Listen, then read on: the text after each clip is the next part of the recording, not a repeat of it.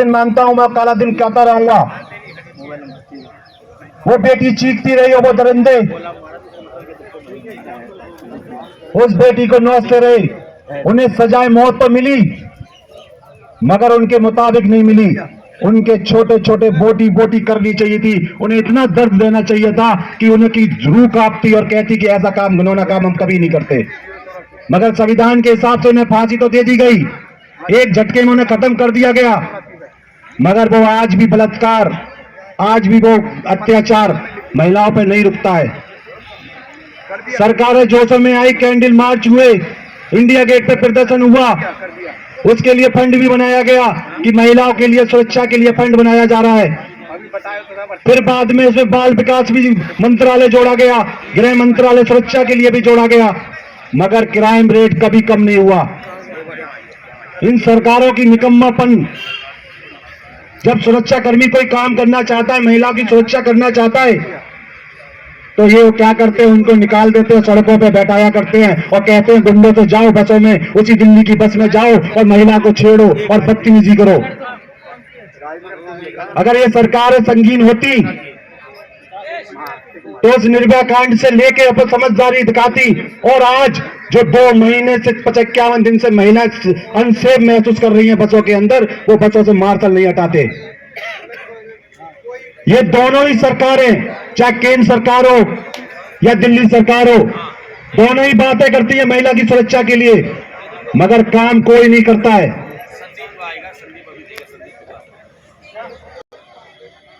मगर मार्शलों का जो मुद्दा था, सरकार इसलिए गई थी क्योंकि एलजी साहब का कहने का मतलब उनसे है कि तुम राजकोष से पैसा दो इनको, और वो कहते हैं कि केंद्र हमें पैसा दे, वो निर्भया फंड से दे, क्योंकि जब 2013 में निर्भया फंड बना था और केंद्र शासित राज्यों में 2015 में लागू हुआ था, वो उससे पैसा मांगते हैं।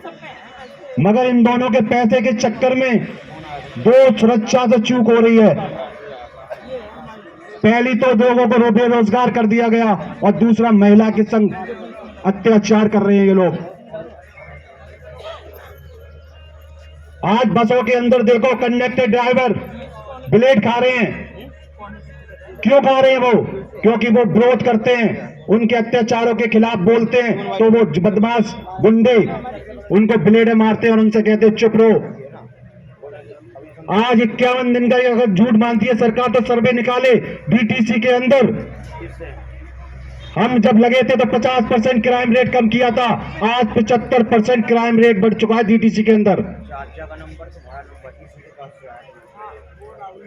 हमारी हिम्मत देख के, हमारे साथ काम करके उनके अंदर जज्बा आया था, कंडक्टर ड्राइवरों के अंदर, उस जज्बे को दिखाते हैं वो, तो वो जेब कतरों से ब्लेड खा रहे हैं, चाकू खा रहे हैं, और सरेआम वीडियो चल रही है, केंद्र सरकार भी देख रही है, राज्य सरकार भी देख रही है, मगर इनकी चुप्पी चुप है।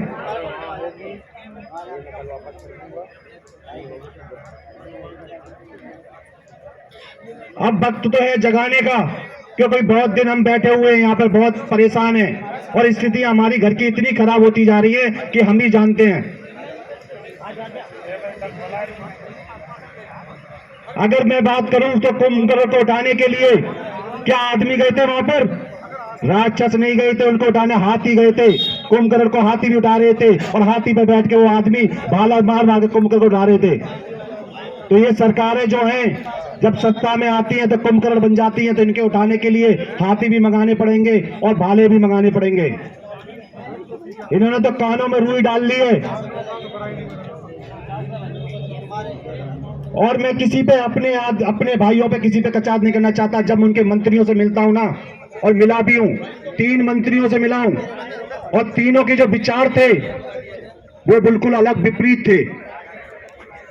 जब उनके तीनों मंत्रियों के विचार अलग हैं, तो उसके मुख्यमंत्री के विचार कितने अलग होंगे।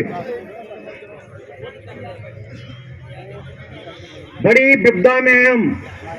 पहला उनका विचार ये था, जब सचिवालय उसको 801 में 11 में गया, उनका विचार था कि हम रोज देखते हैं बैठे हुए हैं, बैठे रहने दो, क्या दिक्कत होती है। पहला विचार उनका ये था, और माइक पे बोल रहा हूं, उनके सामने भी बोल सकता हूं, कोई भी व्यक्ति मिल गया था अंदर, मगर उनका विचार यह था कि हम गेट से देखते हैं, बैठे हुए हैं, बैठे रहने दो। क्योंकि हमने सरकार को कभी बदनाम नहीं किया, प्रचार नहीं किया, बाहर नहीं गए, तो सरकार को लग रहा है कि बैठे हैं शांति से, उनसे कोई दिक्कत नहीं आ रही है। उन्हें पता चल रहा है सरकार को कि उनके कोई नुकसान नहीं है, उनका एक वोट खराब नहीं हो रहा। आप यूट्यूब चैनल में हो, नेशनल में हो, नहीं है, आप बसों में जाके पता कर लो, उन्हें यही नहीं पता कि मार्शल कहाँ है। हाँ।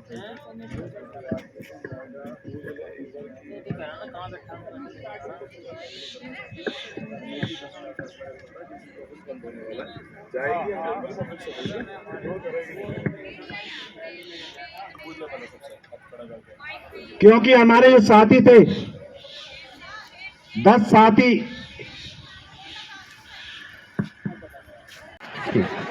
निकल गई, सॉरी सचिन भाई का और आदित्य राय, जब मैं वहां गया था तो एसएचओ साहब ने कहा था ये लोगों के ऊपर मुकदमा है, और मुकदमा कैसा होता है ये बता दूं तुम्हें, 140, और उसमें क्या होता है 200 रुपये खर्च है ना, जो बंदा के ना मुकदमा होता है वो आधार कार्ड पे तुरंत जमानत होती है, 200 का खर्चा, और जो मुकदमा लिखता है यो उसका खर्चा होता है 1000 रुपये का। तुम्हें एक कानून बता दो, परमजीत सर बैठे हुए होंगे, हमारे श्रीमान महोदय अच्छी तरह जानते होंगे क्योंकि राजनीति विशेषज्ञ भी है ये, और ये अधिकारियों के साथ रहते हैं तो इन्हें पता है कानून व्यवस्था क्या होती है। और मैं पूछना चाहता हूं कि अगर हम एप्लीकेशन दे देते हैं और पुलिस उसको कैंसिल नहीं करती, क्या पुलिस से रोक सकती है वो? परमजीत सर ने कह दिया नहीं। दूसरे, पहली परमिशन सीएम हाउस की ली थी सचिन भाई ने, तो उनका भी रिकॉर्ड था। दूसरी परमिशन हम 6-7 जने गए थे, आदित्य राय, मैं और 2 लोग भी, उनका भी नाम आज दर्ज है।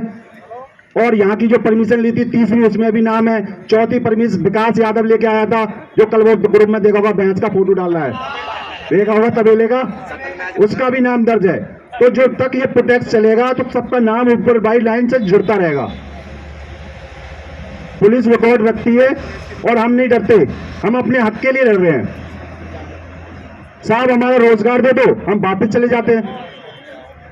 हमें क्या शौक पड़ा कि इनसे लड़े, ना इनके विधायक से मतलब, हमें मतलब है सिर्फ 7 आदमियों से, उनके मुख्यमंत्री और उनके मंत्री और एलजी साहब। ना हमें प्रधानमंत्री से मतलब, ना गृह मंत्री से मतलब, ना उनके मंत्रालय से मतलब। पहले क्या था, हम कुछ गलतियां कर रहे थे, और हम क्यों कर रहे थे? क्योंकि हमें ना समझ थी। जब हम एक ऐसे मंत्री के पास गए, उससे लेटर लिखवाने के लिए बोला, तो उसने कहा क्या तुमने दिया सबको? हमने प्रधानमंत्री को दिखाया, उसने फेंक दिया, कह रहा मजाक कर रहे हो, प्रधानमंत्री क्या करेगा इसमें? हमने सही बात है। फिर गृह मंत्री का दिया, उन्होंने फेंक दिया, बोले क्या कर रहे हो तुम, दिमाग खराब है? हमने सॉरी सर। हमने के लिए मुख्यमंत्री ले लो, बोले नेता को हटाओ, पहले लाओ तुम सबसे पहले जो तुमने वहां पे लेटर दिया था उस एलजी साहब का, दूसरा लाओ सचिव का, तीसरा लाओ राज सचिव का। हमने सारे लेटर दिए, उन्होंने लिखा लेटर, बोला पहले इनसे इनकी अधिकारियों की खबर लूंगा, फिर तुम्हारे बाद में नेताओं की लूंगा। तो हम जब जाते हैं ना, किसी मंत्री के पास जाते हैं, किसी अधिकारी के पास जाते हैं, वहां से सीखने को मिलता है। किसी अनुभवी के पास जाते हैं ना, तो वहां सीखने को मिल जाता है। गाली तो पड़ती है मगर सीख के आते हैं वहां से। 4 घंटे उनके बाहर तो बैठते हैं, भूखे प्यासे बैठते हैं। कल सुबह क्योंकि अकेले जाना पे ठीक नहीं हो, ज्यादा को टाइम देते नहीं है, वो तो कहते हैं 2 या 3 आदमी आना। तो सुबह सुबह कल 8:30 बजे उनके कोठी पे पहुंच गए, कह रहे तो सोने तो देते कम से कम। हमने साहब आप नहीं बुलाया था, मैं परवेश वर्मा जी ने उस दिन गए, उनके पास फटकार लगाई, सांसद जी ने हमें फटकारा। उनके पीए, पहले तो पीए फटकारता बहुत ज्यादा, तुम्हारा दिमाग खराब है, तुम्हारे कितने ग्रुप हैं? हमने साहब एक ही है।